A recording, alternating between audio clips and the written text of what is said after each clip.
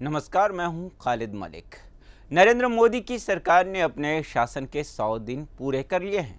100 दिन तब पूरा हुआ जब खुद पीएम मोदी जापान में हैं। जापान में ही उन्होंने कहा कि 100 दिनों के नतीजे अच्छे हैं, सरकार सही दिशा में जा रही है। 100वां दिन आते आते दो बड़ी बातें हुई। प्रधानमंत्री जनधन योजना और जापान के साथ कई करार, जिसके तहत जापान अगले 5 सालों में 2,10,000 करोड़ रुपए का भारत में निवेश करेगा। लेकिन कांग्रेस नहीं मान रही कि मोदी सरकार ने 100 दिनों में कोई तीर मारकर दिखाया है। उसका कहना है कि जिस महंगाई का मुद्दा उठाकर मोदी सत्ता में आए, उसे रोकने में खुद उनकी सरकार भी नाकाम रही है। सरकार के दावे और विपक्ष की आलोचना के बीच सवाल यह है कि क्या मोदी सरकार के 100 डेज ने अच्छे दिन के संकेत दिए हैं? ऐसे ही सवाल आज का मुद्दा में अपने मेहमानों से।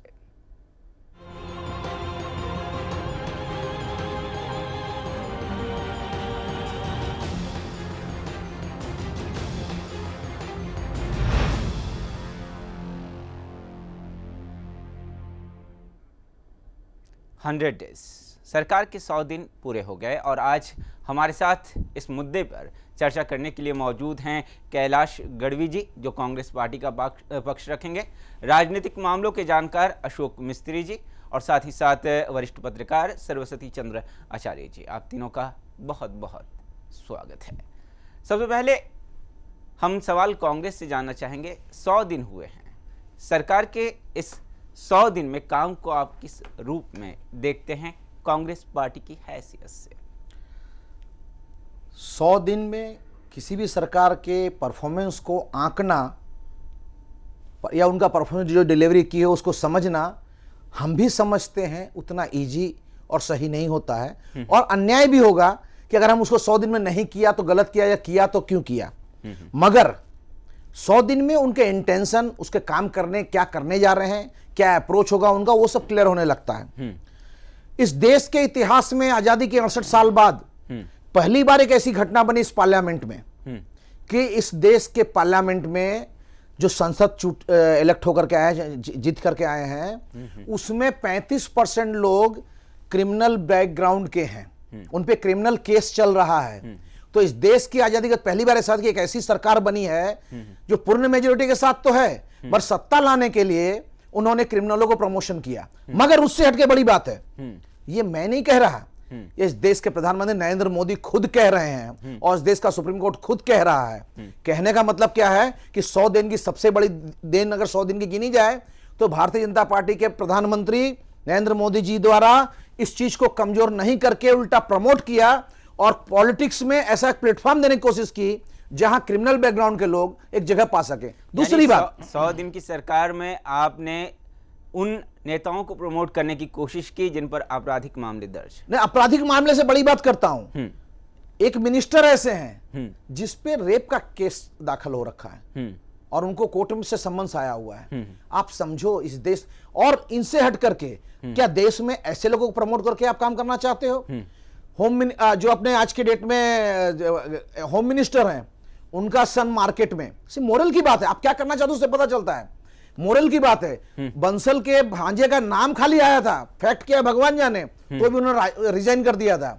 और यहां आज अपने भारतीय जनता के पूर्व प्रमुख राजनाथ सिंह और हाल के मिनिस्टर, उनके बेटे के बारे में नाम है तो भी कुछ नहीं है। कहने का मतलब क्या है कि 100 दिन उन्होंने इंटेंशन बता दिया कि पूरे किस तरह रूल करना चाहते हैं। चलिए कैलाश गढ़वी जी, आप अपनी बात को रख रहे हैं सामने, मगर रिपोर्ट देख लेते हैं कि 100 दिन का कार्यकाल मोदी सरकार का कैसा रहा।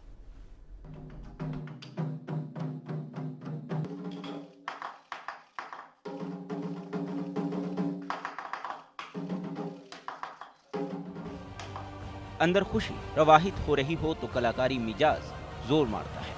प्रधानमंत्री नरेंद्र मोदी अपनी सरकार के पहले 100 दिनों से खुश हैं। उनके दौरे पर पूरा जापान नमो नमो कर रहा है, तो ड्रम पर इस जुगलबंदी का मजा ही कुछ और होगा। सरकार के 100 दिन में पीएम का जापान दौरा भी शुमार हो गया, जहां बुलेट ट्रेन से लेकर रक्षा, शिक्षा जैसे कई क्षेत्रों में बड़े करार हुए। मोदी इस खुशी का इजहार करना नहीं भूले। सौभाग्य है कि प्रधानमंत्री आबे ने मुझे यहाँ प्रधानमंत्री बनने के 100 दिन के भीतर जापान आने का अवसर दिया और हमारी बहुत पुरानी जो दोस्ती है उसको और अधिक मजबूत बनाया। यह इस बात का प्रमाण है कि भारत जापान को सबसे घनिष्ठ और विश्वसनीय मित्रों में समझता है और हमारी विदेश नीति में जापान की ऊंची प्राथमिकता है, क्योंकि भारत के विकास में जापान की महत्वपूर्ण भूमिका है और हम दो शांतिप्रिय लोकतांत्रिक देशों की साझेदारी आने वाले समय में इस क्षेत्र और विश्व के लिए प्रभावशाली भूमिका निभा सकती है।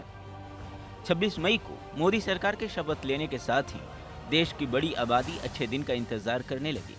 सरकार ने चुनावों में अच्छे दिन लाने का वादा किया था। मंत्रियों के लिए पहले 100 दिन का टारगेट सेट किया। भाई भतीजावाद से बचने की नसीहत दी। काला धन पर कमेटी बनाने जैसे फैसले हुए। लेकिन 3 हफ्ते के भीतर कड़वी दवा के डोज के लिए तैयार रहने की बात कर पीएम ने चौंका दिया। उसके हफ्ते भर के भीतर ही पहली कड़वी दवा आ भी गई, रेल और माल भाड़ों में भारी बढ़ोतरी के रूप में। संसद से लेकर बाहर तक महंगाई मुद्दा बनी रही, लेकिन सरकार इस पर कुछ भी ठोस जवाब देने से बचती रही।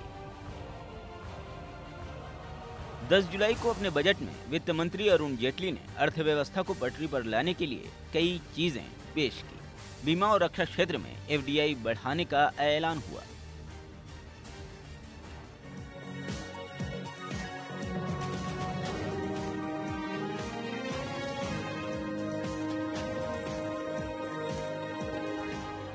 इन 3 महीनों में मोदी सरकार ने कृषि, बुनियादी ढांचा, विनिवेश और बिजली क्षेत्र पर विशेष जोर दिया है। जेटली के एक प्रेस कॉन्फ्रेंस में अर्थव्यवस्था की बेहतरी के लिए किए गए सरकार के कामकाज का ब्यौरा भी पेश किया गया। वित्त मंत्री ने कहा कि वित्त वर्ष की पहली तिमाही में 5.7% विकास दर होना एक अच्छा संकेत है। वित्त मंत्री ने कहा कि खाद्य पदार्थ की महंगाई को काबू करने के लिए भी सरकार अपनी कोशिशों में जुटी है। देश में फूड स्टॉक काफी पर्याप्त है और इसलिए मॉनसून की वजह से थोड़ा असर पड़ सकता है। कहीं ड्राउट होगा तो असर पड़ेगा, लेकिन फूड स्टॉक पर्याप्त होने की वजह से मुझे उस प्रकार की चिंताएं नहीं थी। 100 दिनों में देश का वातावरण पूरी तरह से बदल गया है। एक शक्तिशाली भारत, एक स्वाभिमानी भारत, एक संपन्न भारत, एक समृद्ध भारत, एक ऐसा भारत जिसको आज दुनिया में इज्जत की नजरों से देखा जा रहा है। ऐसे भारत के निर्माण की दिशा में एक नहीं अनेकों महत्वपूर्ण कदम उठे हैं और आप देख रहे हैं एक तरफ हमारी विकास दर लगातार अब बढ़ना शुरू हो गई है, निवेश का वातावरण बनाए, अनेकों क्षेत्रों में ऐसी उपलब्धियां हैं जो देश से पहले कभी हासिल नहीं की। सरकार जो भी दावे कर ले, लेकिन कांग्रेस का कहना है कि 100 दिनों में सरकार ने कुछ नहीं किया। सरकार ने महंगाई कम करने का भी वादा किया था, वो भी पूरा नहीं हुआ। बहुत अच्छे भाषण सुने हैं, लेकिन जनता की जिंदगी में क्या फर्क आया अब तक कि 100 दिन में क्या दिखाया? मैं तो मुझे लग रहा है कि ज्यादा कुछ फर्क तो नहीं दिखाई दे रहा है, लेकिन अच्छे भाषण सुने हैं। अभी एक्शन का टाइम आने वाला है, देखेंगे। मोदी ने अपने चुनाव भाषणों में कहा था कि 100 दिन में काला धन वापस लाएंगे। काला धन तो वापस आया नहीं। मोदी ने कहा था कि 100 दिन में हम महंगाई कम करेंगे, तो महंगाई न घटी और न कम हुई और न रुकी, बल्कि महंगाई बढ़ गई। अपने तीसरे महीने में सरकार ने प्रधानमंत्री जन धन योजना लॉन्च कर सवालों को खामोश करने की एक बड़ी कोशिश की।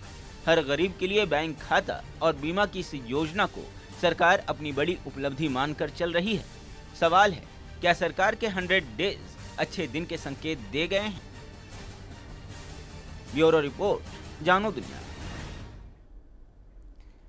तो आपने जिस तरीके से इस रिपोर्ट में ये जानकारी हासिल की कि सरकार जो है अपना गुणगान कर रही है और वहीं विपक्ष ये कहने पर उतारू है कि नहीं, सरकार ने ऐसा कुछ भी नहीं किया। और हमारे साथ कैलाश गढ़वी जी भी जो बैठे हुए हैं उनका भी कहना यही है कि नहीं, सरकार ने जो भी किया वो सही नहीं है, यानी कि 100 दिन का ऐसा कार्यकाल नहीं है जिसका गुणगान किया जाए।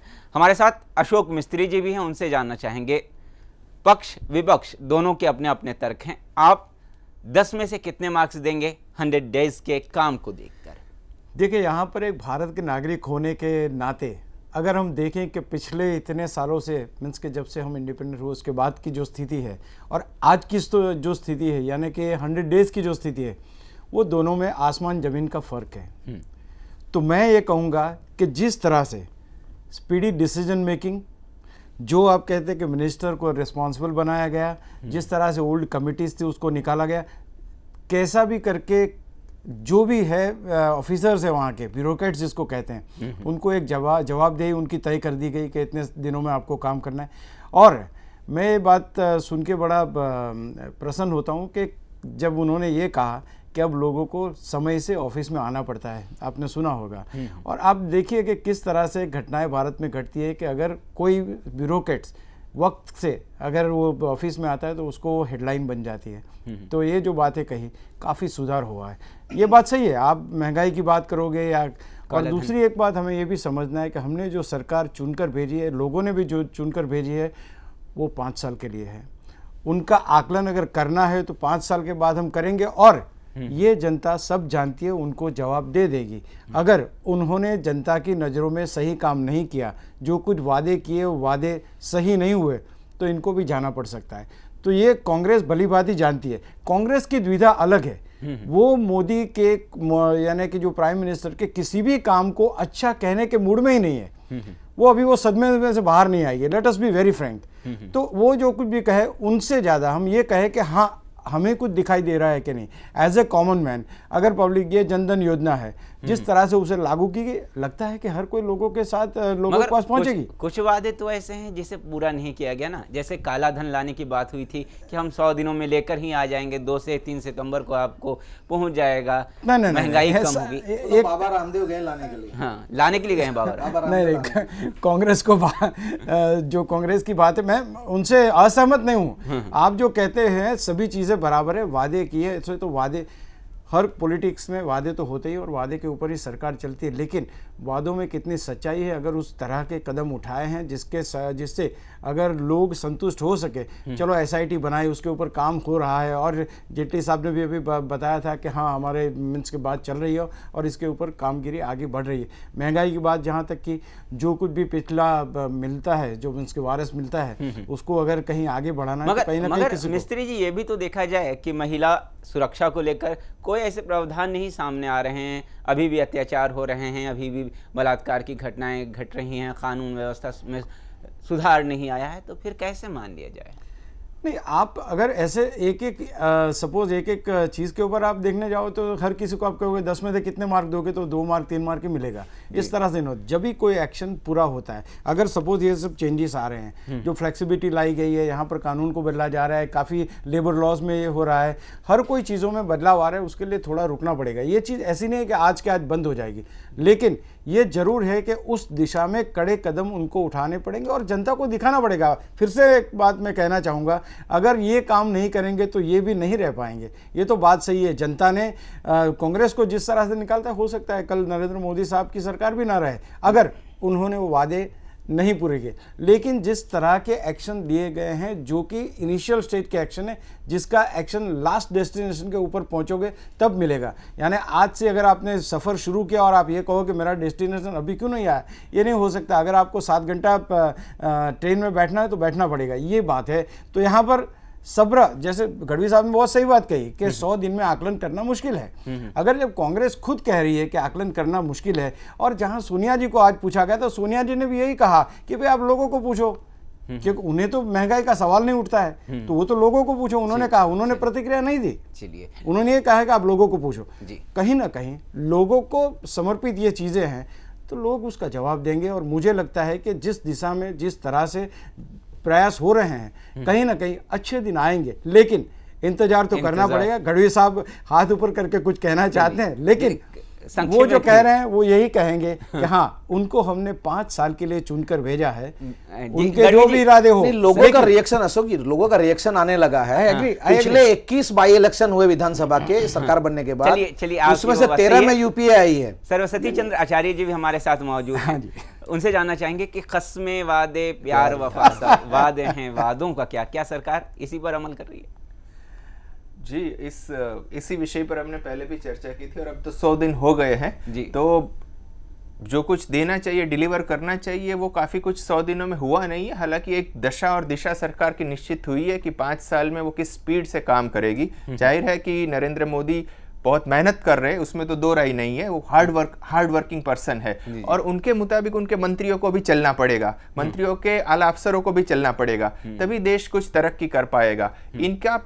इनका जो समस्या है वो कांग्रेस या विपक्ष से अभी तक नहीं है, वो खुद से ही है। क्योंकि पहले चुनाव से पहले उन्होंने अपने लिए ही इतने ऊंचे स्टैंडर्ड सेट किए थे कि अगर वो उनमें 100% सक्सेस नहीं होंगे, वो जाहिर है, वो सब जानते हैं कि जो वादे किए हैं वो इतने बड़े हैं, इतने लार्ज स्केल पे है कि वो रातों रात 100 दिन में 200 दिन में पूरे होने वाले नहीं है। तो जनता की निराशा का एक कारण ये है कि वो खुद दिए गए वादों के पास अभी नहीं पहुंच रहे हैं। तो खुद के किए गए वादों के पास अभी पहुंचे नहीं हैं, मगर पहुंचने की कोशिशें जारी है। जापान से लेकर भूटान और भूटान से लेकर नेपाल, हर देश का दौरा किया जा रहा है। कोशिश ये की जा रही है कि हम बेहतर अपने आप को बता सकें। फिलहाल वक्त एक छोटे से ब्रेक का है, ब्रेक के बाद वापस लौटेंगे और इसी मुद्दे पर चर्चा जारी रहेगी।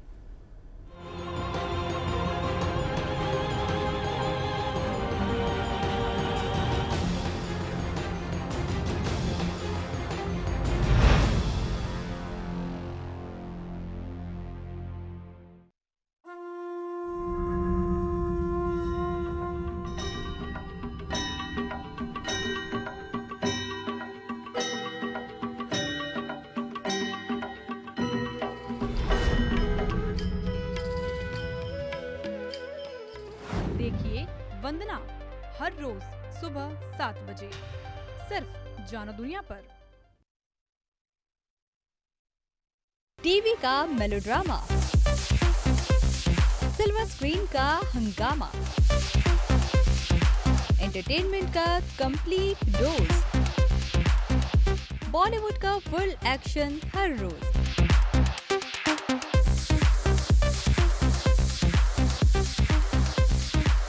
देखिए रील दुनिया रोजाना शाम 5:30 बजे और रात 11:30 बजे सिर्फ जानो दुनिया पर। Now on my business leisure travels, I want to experience all the Camp hotels and resorts. Cambe Hotels and Resorts, a division of Nisa Leisure Limited. Open the door to some of the best holiday destination in the world. Nisa Vacation Club offers exciting, affordable, flexible and easy to escape destinations of your choices. Explore great value holidays. Nisa Vacation Club.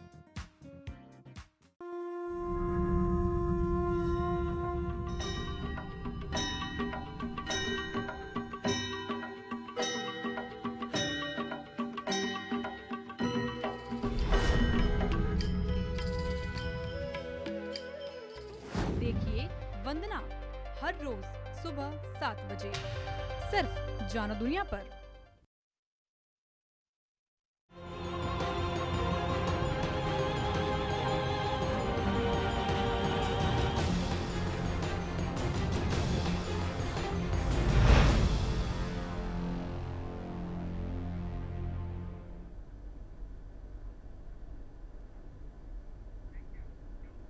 सरकार गठन के 100 दिन पूरे हो चुके हैं। ऐसे में परखा यह जा रहा है कि क्या सरकार ने 100 दिनों में बेहतर काम किए, उन वादों पर अमल किया जो चुनावी सभाओं के दौरान अक्सर नरेंद्र मोदी लोगों से किया करते थे। हमारे साथ कांग्रेस पार्टी से पक्ष रख रहे हैं कैलाश गढ़वी जी। उनसे ही जानना चाहेंगे कि 100 दिन में जिस तरीके से कार्य हुए हैं, देखा जाए तो कुछ बातें हुई हैं, मगर कुछ बातें जो बहुत तेजी की गति के साथ हुई है। तो क्या आप नहीं मानते कि आपके कार्यकाल का 1 साल और नरेंद्र मोदी का 100 दिन बराबर है?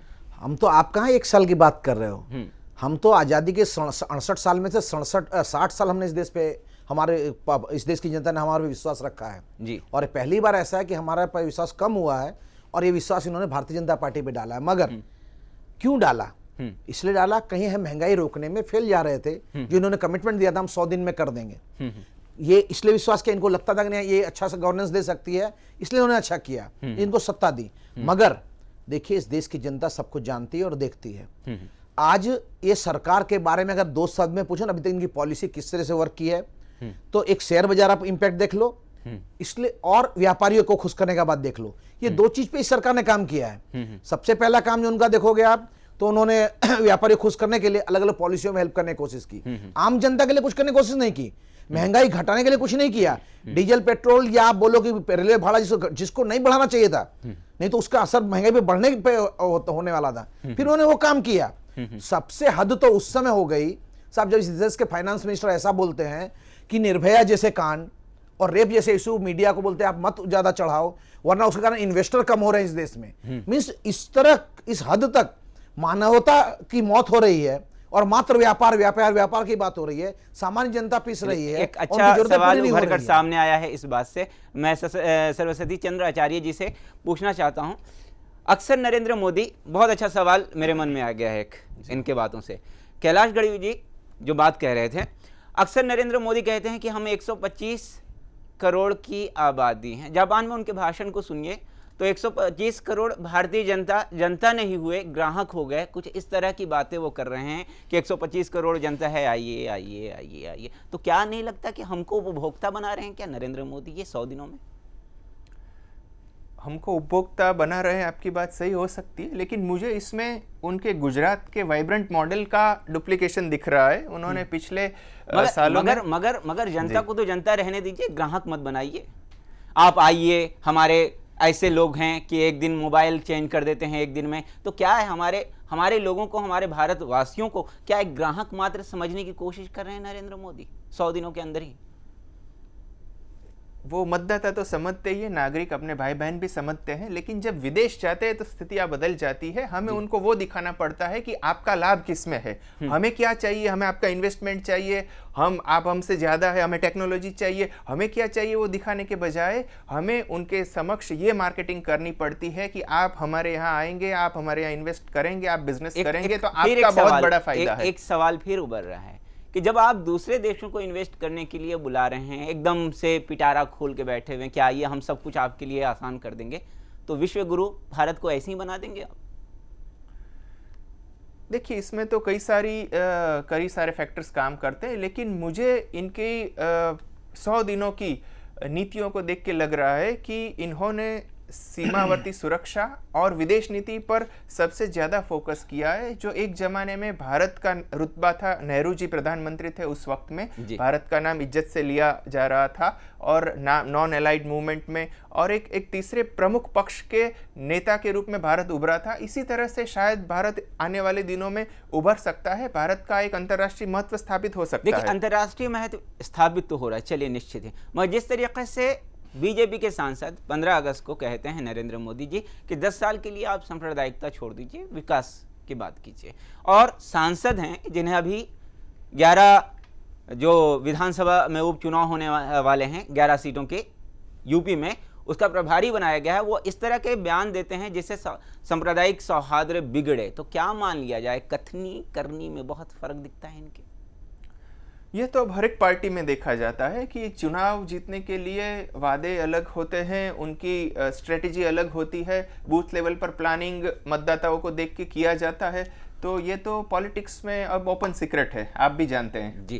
तो गढ़वी जी, मान लिया जाए कि फिल्म के ये गाने कस्में वादे प्यार वफा सब बातें हैं, बातों का क्या है? राजनीतिक पार्टियां जो है इस पर बहुत ज्यादा अमल करती हैं। नहीं, आज भारतीय जनता पार्टी के लिए ये लाइन नहीं, लाइन कुछ अलग है। वो ये कहते हैं कि हम दोस्ती एहसान वफा भूल गए हैं, हम जिंदा हैं पर आपको मारने की अदा सीख लिए हैं। अब वो ये बात कर रहे हैं। आज महंगाई की मार हो, जिंदगी में जीने की मार हो, आज लॉ एंड ऑर्डर का सिचुएशन हो, यानी 100 दिनों में पूरी तरह से ये सरकार सब हमें सुनने जैसी बात है। आजादी के बाद पहली बार अंतर्राष्ट्रीय मंच पर इस देश की नई चुनी हुई सरकार ने पिछली चुनी हुई सरकार का जो कमिटमेंट था वर्ल्ड ट्रेड ऑर्गेनाइजेशन में उसको नकारा है। इतिहास में भारत से कभी नहीं, भारत की क्रेडिट उसमें कम हुई है। इतिहास में पहली बार, आज तक आपको बता दूं, भारत में बॉर्डर पिछले 10 साल की हमारी यूपीए सरकार में क्रॉस बॉर्डर में कभी भी आम आदमी नहीं मारे गए। भाई इन्होंने इतना सारा ढीलापन दिखाया पाकिस्तान के साथ में कि पाकिस्तानी आर्मी के और रेंजर्स के इफेक्ट से, फायरिंग से हमारे कॉमन मैन मर रहे हैं। देखिए और ऐतिहासिक घटना कीजिए, वो बात ना कीजिए, इंटरनेशनल पॉलिसी फेल है हालात उनकी। क्या हैं सीमा के, कोई किसी से छिपी बात नहीं, वो फेल है इंटरनल पॉलिसी उनकी। सेकेंडरी आज वो इंटरनल पॉलिसी ऐसे आरोप मत लगाइए जिससे आप खुद ही नहीं फैक्ट है, ये फैक्ट है। हमने अगर हमारे सैनिकों के साथ जो हम सामने उसको तुरंत जवाब लिया है उनसे, पर आम आदमी मर रही है, पोजीशन खड़ी हो गई है। आर्मी बॉर्डर पे लड़ती है, आम आदमी नहीं लड़ते। आज गोलियां आम आदमी को लग रही, इतनी खराब पोजीशन है। और एक बहुत ही बड़ा ऐतिहासिक फैक्ट बताना चाहूंगा आपको, ऐतिहासिक तथ्य है वो। जो अटल बिहारी वाजपेयी की एनडीए की सरकार थी ना पिछले 5 साल की, जब उस समय थी, तो भारत की आजादी के इतिहास में सबसे ज्यादा आतंकवादी कार्रवाई में अगर कुछ लोग मरे हो तो उस पीरियड में 13,000 लोग मरे थे। और मुझे इस बार डर है, जिस तरह से विदेशी पॉलिसी चल रही है, ये आंकड़ा बढ़ने जाए इस 5 साल में, इनकी अगले की 5 साल की सरकार में। मेरा कहना यह है कि थोड़ा अगर आपको पॉलिसी के बारे में पता नहीं चलता है तो पिछली सरकार से इंटरनेशनल पॉलिसी के बारे में ज्ञान लीजिए और उस हिसाब से बिहेव कीजिए। आपको हर जगह जाकर के, कल भी उन्होंने चाइना जो देखिए जो आप हस्ताक्षर की बात कर रहे हैं, WTO की बात कर रहे हैं, शायद उसको नकार दिया गया भारत के द्वारा, मगर उसमें तो किसानों का ही फायदा है ना। नहीं, किसानों का फायदा उस समय कांग्रेस ने भी किया, किसानों को फायदा क्या था। आप तो 5 साल में हमने नहीं, विपक्ष तो आरोप लगा रही है कि आप दबाव में काम नहीं, हमने 5 साल का टर्म रखा था और 5 साल में अल्टरनेट हमने इसलिए आधार कार्ड चालू किया था। इसके लिए हमने डायरेक्ट सब्सिडी ट्रांसफर की बात की थी, जब हम डायरेक्ट सब्सिडी किसान के सिस्टम पॉकेट में डाल देते। मेरी बात सुनिए, यूपीए सरकार में, अरे साहब मैं वही बोल रहा हूं, मैं वही बोल रहा हूं, आधार कार्ड कचरे के, मेरी बात तो सुनिए, मेरी बात तो सुनिए। हमने जो डायरेक्ट शिफ्टिंग ऑफ अकाउंट में किया था, उनका सब्सिडी डायरेक्ट अकाउंट में डालने की बात थी, वो इसी का सॉल्यूशन हम ला रहे थे। इसीलिए हमने WTO से किया कि हम कहीं भी हमारे प्रोडक्ट में नहीं दिखेगा कि हम सब्सिडी दे रहे हैं, हम डायरेक्ट अकाउंट में दे रहे हैं। चलिए हमने इसका सॉल्यूशन निकाला था। आचार्य जी, जिस तरीके से बातें हो रही है, कैलाश गढ़वी जी कह रहे हैं कि सीमा पर अभी हालात खराब हो गए, 2 गांव वाले मारे गए, ये तो वही है कि हम पर आरोप है, आप पर भी मर दिया जाए। देखिए, अभी पाकिस्तान की स्थिति देखते हुए कुछ दिनों के लिए चुप रहना जरूरी है, क्योंकि वो अपने ही वजन से टूट रहा है और इस वक्त हम कुछ कार्रवाई करें वो योग्य नहीं होगा, क्योंकि वहाँ स्थितियाँ जो बदल रही है उस पर पैनी नज़र रखते हुए हमें उनको देखना चाहिए और उनका आकलन करना चाहिए, क्योंकि वहाँ जो स्थिति है वो नवाज शरीफ की सरकार और आर्मी के बीच अभी एक निर्णायक स्थिति आ गई है। तो उनको 100 दिन में हमने मौका भी दिया, ऐसी बात नहीं है कि 100 दिन में मोदी सरकार ने मौका भी दिया कि अच्छे रिलेशन बने, मगर वो खुद ही नहीं चाहते थे शायद कि अच्छे रिलेशन बने। ऐसे में मार्क्स कितने दीजिएगा 100 डेज की सरकार को? क्लियरली कहना मुश्किल है, लेकिन कुछ आशाएं जरूर उन्होंने बनाई है। जितनी आशा उन्होंने उम्मीद जगाई थी उस पर खरे नहीं उतरे, लेकिन 50% से ज्यादा, 5 से एटलीस्ट 6 मार्क तो दिए जा सकते हैं। आप कैलाश गढ़वी जी, आप कितना देंगे? देखिए, मार्क्स देने लायक तो कुछ ऐसा काम अभी तक दिखा नहीं। हाँ, मैं मार्क्स दूंगा। हाँ, हमारे यूपीए सरकार की सभी स्कीम चालू रखे और उस पर विश्वास व्यक्त करने के लिए, उन स्कीमों को इस देश में फिर से लागू करने के लिए और हमारी पॉलिसी जहां जितनी थी उन सबको चालू रखने आर्थिक विकास के लिए, उसके लिए मैं उनको 2 मार्क्स दूंगा। चलिए, बड़ा दिल है आपका। तो आज का मुद्दा में फिलहाल इतना ही। हमारे मेहमान सरस्वती चंद्र आचार्य जी, साथ ही साथ कैलाश गढ़वी जी और अशोक मिस्त्री जी जो इस चर्चा में शामिल हुए, आप तीनों का बहुत बहुत धन्यवाद। तो आज का मुद्दा में दीजिए इजाज़त, नमस्कार।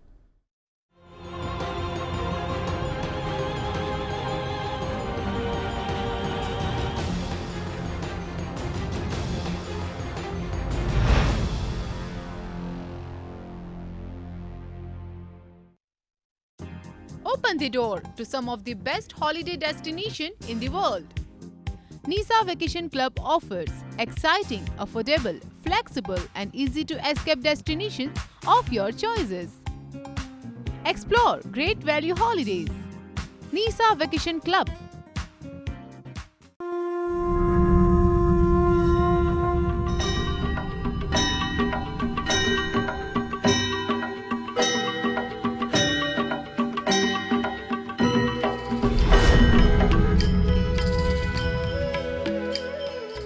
देखिए वंदना हर रोज सुबह 7 बजे सिर्फ जानो दुनिया पर। Amway, I'm treated like a celebrity. Now on my business leisure travels, I want to experience all the camp hotels and resorts. Cambay Hotels and Resorts, a division of Nisa Leisure Limited.